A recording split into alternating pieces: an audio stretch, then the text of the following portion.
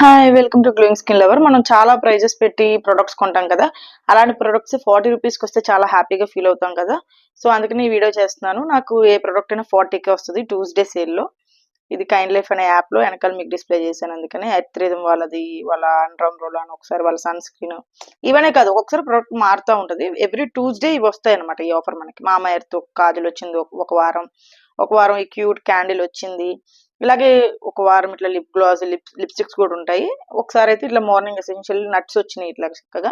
ఇది kind life అనే యాప్లో ట్యూస్డే సేల్లో వస్తుంది.